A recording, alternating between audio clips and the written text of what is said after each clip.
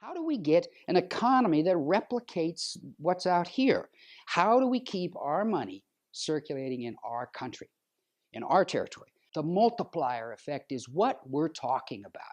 What's the multiplier effect? Well, it's only $1. I earned that at my job. But if I keep that money in my community, because there are places where I can spend it, that $1 becomes profit to 2 and 3 other people.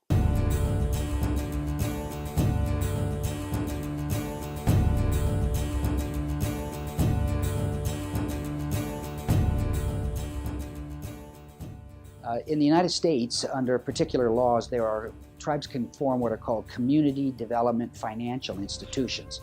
And many of these institutions are looking at reservations and are focusing on the idea of creating seed money for individuals to start their own business, and are talking and thinking about and studying the businesses that are lacking on reservations and what the potential is in Indian country. So there are positive steps that are looking forward. Tribal governments are creating organizations that do training programs to improve the human capital of Indian entrepreneurs. And so there are several new endeavors that are of great interest. There are a lot of newer approaches that lend themselves better to the way in which most small communities operate. And so getting away from conventional business planning, getting away from expensive startups, and trying to test out ideas on a small scale and grow them into something that works is much more the way things are moving, and much more in keeping with the capacities and interests of most First Nations entrepreneurs in rural communities. The most exciting thing I've become aware of are Indigenous chambers of commerce. And I've seen these in Australia and several places where there's chamber of commerce set up just for Aboriginal people.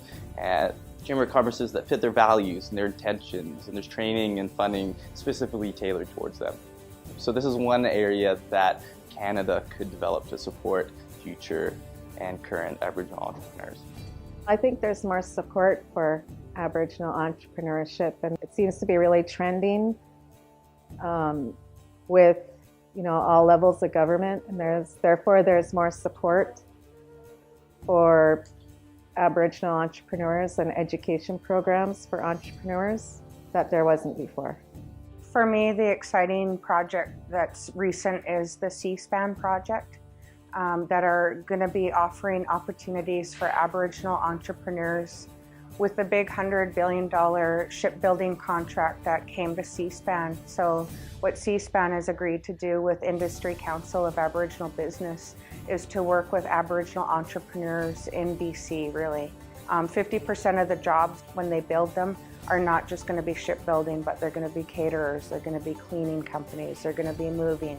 So bringing them to the forefront is very exciting. Through my research, I've seen we're getting much closer to developing those Indigenous to Indigenous business relationships. So cleaners will supply other businesses.